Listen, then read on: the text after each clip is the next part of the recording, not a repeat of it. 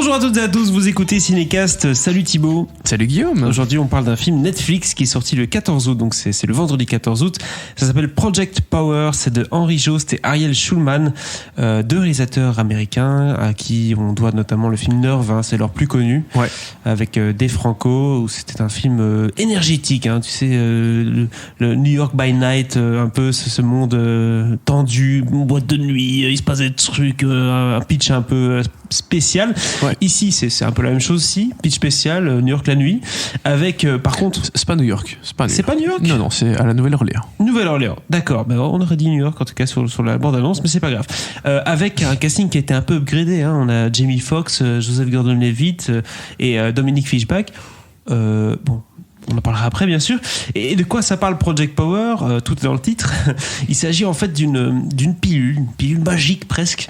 Pourquoi ? Parce que pendant 5 minutes, elle vous donne un pouvoir. Mais le petit catch, c'est qu'on ne sait pas quel pouvoir elle va vous donner. Donc c'est assez particulier. Il se passe plein de choses. Tu vas nous en éclairer un petit peu après sur le film. Mais je propose qu'on s'écoute un extrait de la bande-annonce. Power, puissant détonateur. Si t'as le temps, je te ferai un flot. S'il existait une gélule Une chasseuse de moulage, j'espère percer dans l'Under. qui vous procure 5 minutes Appuie sur la trigger, je suis possédé par la power. d'un pouvoir extraordinaire, Je suis possédé par la power. vous la prendriez ?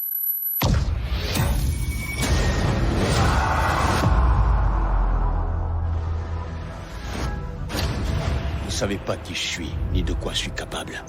Mais je suis prêt à tout pour trouver d'où elle vient. Écoutez le son de ma voix. Vous me croyez ? Bienvenue au sein du projet Power. Nous n'avons qu'un but, faire évoluer l'espèce humaine vers son prochain stade. Est-ce que t'en as déjà pris ? Ça peut te rendre plus fort. Te rendre invisible. Tu ignores quel pouvoir tu auras avant de l'avoir avalé. Tu dis le bien de la Power. Ouais. Dans la rue, tout le monde parle de ses super pouvoirs. Mais personne dit qu'une dose peut vous faire crever. Alors Thibaut, c'est quoi cette histoire de pilule et de Jamie Foxx et de où est-ce qu'on en arrive avec ce pitch de base qui est quand même assez attirant? C'est mon grand tic de langage. Commencer une phrase avec Mais oui, mais en même temps, tu poses ces questions aussi, Guillaume. Alors, en fait, ici, avec cette pilule, effectivement, c'est une espèce de petite. T'as l'impression que c'est une espèce de gélule, en fait, que tu actives pour provoquer le pouvoir. D'accord. Évidemment, avec la surprise de ne pas savoir ce que tu vas avoir. Donc, autant tu peux être invincible pendant 5 minutes, ou tu peux être ultra rapide, enfin bref. En feu, des trucs comme ça, quoi. Oui, enfin, les super-héros, quoi. D'accord. Donc, tu peux avoir à peu près n'importe quoi. Et cette pilule arrive dans la Nouvelle-Orléans. Et elle est en train de faire des dégâts petit à petit. C'est un peu la nouvelle drogue hype. Enfin, drogue. Pas vraiment, mais au début, tu sais pas trop. Donc voilà, ça devient le nouveau truc hype dans la ville. Et évidemment, ça fait beaucoup de dégâts. Parce qu'il y a des gens qui en profitent et qui ont des intentions malhonnêtes, évidemment. Bien sûr. Et puis, c'est quelque chose qui se deal dans la rue. Vraiment, on se croirait comme. C'est vraiment. Comme si c'était de la drogue d'une certaine façon. T'as les mêmes schémas, les gens qui les dealers, les trucs, l'organisation, exactement la même chose. Et donc t'as des flics qui sont à la recherche des gens qui gèrent tout ça, évidemment, pour arrêter tous ces trafics et surtout toutes les conséquences en fait dues à cette pilule. Et évidemment, c'est pas juste une histoire de pilule récréative un peu marrante. Il y a plein de choses qui se cachent derrière. C'est la Corée du Nord. Évidemment, non, mais dont une organisation un peu secrète qui a des idées un peu plus larges que juste balancer sa petite pilule rigolote dans la Nouvelle-Orléans. D'accord. Voilà. Dans cette histoire-là, Jamie Foxx, Joseph Gordon-Levitt, il joue quel genre de rôle ? Alors, Joseph Gordon-Levitt joue un flic qui, lui, justement, essaie d'arrêter tous ceux qui utilisent, qui achètent ces pilules, ceux qui vendent les pilules, etc. Le bon flic. Mais bon flic qui, pour se mettre à la hauteur de ses adversaires, consomme. D'accord. Eh ouais. Oui. Donc, il fait il se fait pote, on va dire entre guillemets, avec une dealeuse incarnée par Dominique Fishback, du coup. Exactement, excellente. Et donc afin d'avoir ce côté de bon flic, mais qui infiltre un peu, enfin infiltré, c'est un bien grand mot. Non, mais il doit jouer le jeu, quoi. Voilà, qui doit avoir un pied dans le milieu quand même. Et Jamie Foxx, lui, il joue quelqu'un qui plus mystérieux. On sait pas trop quel est son but en fait, jusqu'à une partie bien entamée du film.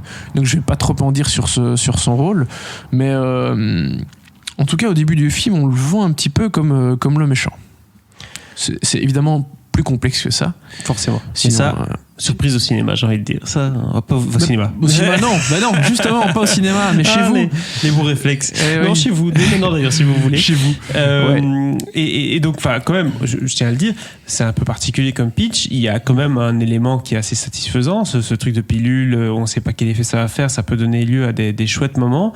Est-ce que le film a des chouettes moments et est-ce que le film aussi tient la route aussi dans son ensemble? Dans l'ensemble, ça tient la route. D'accord. Ouais, et évidemment, il comporte son lot de chouettes moments. Comme tu dis, des moments d'action, des moments parfois un peu plus d'émotion, des moments plus dramatiques. Mais il joue avec ça, quoi, tu vois. Il joue avec le fait qu'il y a la pilule et sûr. Tu peux faire plein de scènes avec ça. T'es pas obligé de faire des scènes de baston. Non, bien sûr. Il y a pas mal de choses différentes par rapport à la pilule et au personnage. Alors, dans l'ensemble, ça fonctionne bien, mais tout n'est pas parfait, loin de là. C'est-à-dire que je trouve que toute la découverte de l'univers, enfin l'univers c'est contemporain à notre époque, mais voilà, toute la découverte de cette pilule, de ce qu'elle fait, de comment dire, de la hiérarchie dans le groupe, dans ceux qui vendent, la recherche du dealer, la recherche de celui qui vend au dealer, etc.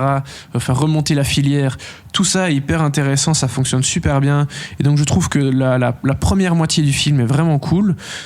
Ça s'essouffle un petit peu dans la deuxième partie où tu commences à comprendre quels sont les enjeux, qui se cache vraiment derrière, ce qu'ils essayent de faire, etc. Ça et devient donc, peut-être un peu plus classique à ce moment-là. Oui, c'est ça. Et ça devient un peu moins intéressant, c'est pas inintéressant non plus, mais je trouve que la grande force du film se tient plutôt dans la première partie, en fait. Partie découverte où est-ce qu'on est, quoi. En fait, ce qui est globalement un problème qu'ont beaucoup de films... Tu vois, quand t'as l'origin story, le premier film, c'est cool. La suite, souvent, c'est un peu moins bien. Souvent, les films qui ont des high concepts aussi, c'est très difficile de faire un bon atterrissage avec un concept un peu charmé, quoi. Donc, ici, du coup, ça se casse pas complètement la gueule, mais voilà, ça baisse en intensité et en intérêt peut-être dans la deuxième partie, qui est plus convenue, un peu plus, plus classique. Et peut-être un peu plus archétypé aussi, avec des personnages très... voilà, un peu plus stéréotypés. Une fois que tu découvres un peu les coulisses, on l'a pas cité dans les comédiens, mais on peut dire qu'il y a Rodrigo Santoro. Donc, dès que tu dis qu'il y a Rodrigo Santoro dans un film, tu sais déjà s'il fait plutôt un gentil ou un méchant. Ouais. C'est rarement un gentil. Il est un peu abonné... Enfin bon, voilà. Mais donc, du coup, oui, t'as des choses qui sont très, très archétypées. Et c'est un peu dommage d'avoir cette baisse de niveau et de qualité, alors que ça démarrait vraiment bien. Mais dans l'ensemble, je trouve que c'est le genre de pari assez intéressant de Netflix. Mais tu vois que c'est le genre de projet casse-gueule aussi. D'une certaine façon, et je compare pas du tout les deux films en termes de qualité, mais d'une certaine façon, c'est un peu le genre de film arrangé du côté de Bright. Le film Netflix avec Will Smith là, tu sais, le genre de film où il y a moyen de faire plein de choses avec, qui ont quand même des gros concepts intéressants ou des univers assez forts avec plutôt gros casting, donc, mais un peu bancal aussi, tu vois. Oui, je vois. Mais en fait, c'est Netflix remplace un peu le trou qu'il y a dans le monde du cinéma, qui sont ces films, tu sais, les films mid-budget comme ça, qui coûtent entre 30 et 90 millions, mais pas plus. Exactement. C'est genre L'Arme Fatale, par exemple. Netflix aujourd'hui serait tout à fait susceptible de produire un truc comme L'Arme Fatale. Enfin, je dis sérieusement, pas une blague, mais c'est pour ça que Okja est un film Netflix. Personne voulait financer le film de Bong Joon-ho qui coûtait 50 millions, ce qui n'est pas un budget énorme, mais on n'est pas dans les petits budgets et on n'est pas dans les hauts budgets. Et voilà, c'est clairement, comme tu l'as bien expliqué, on est dans une espèce de trou financier Ouais. dans une espèce de fourchette où il y a plus grand monde qui veut bien financer Qui n'est ce pas genre très de sexy budget. pour les investisseurs, parce C'est que ça. 60 millions pour un film qui est peut-être moins attirant qu'un Tenet ou autre, bah voilà, ça va être dur à rentabiliser tout ça, tandis que sur Netflix, bah, le but c'est d'avoir des abonnés, etc. Puis ça fait une belle tête d'affiche, hein, Jamie Foxx Ouais. et tout sur Netflix, c'est quand même une belle proposition aussi. Donc, combien d'étoiles tu donnes à Project Power? Écoute, je vais donner un 2 étoiles, un peu d'encouragement comme ça, parce que si j'en donnerais plutôt une, si j'étais parfaitement honnête avec moi-même, Et avec nous? mais et avec vous, mais c'est une espèce de 2 étoiles d'encouragement, parce que vraiment je trouve qu'il y a des choses assez intéressantes, et puis c'est vraiment plaisant comme film, hein, tu t'emmerdes pas non plus. Voilà. Même si voilà, j'ai mis plusieurs réserves quant à la seconde moitié du film, mais c'est un bon divertissement bien assumé, Divertissement Et- de qualité sur Netflix. plutôt réussi et plutôt de qualité. Donc voilà, je vais donner quand même un 2 étoiles. Et puis ça fait plaisir on n'en a pas trop parlé du casting, mais ça fait plaisir de revoir Joseph Gordon-Levitt, qui s'était un peu retiré des plateaux ces dernières années.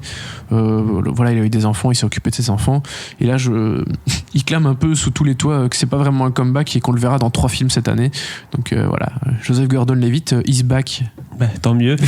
Project Power, du coup, c'était dès le 14 août sur Netflix.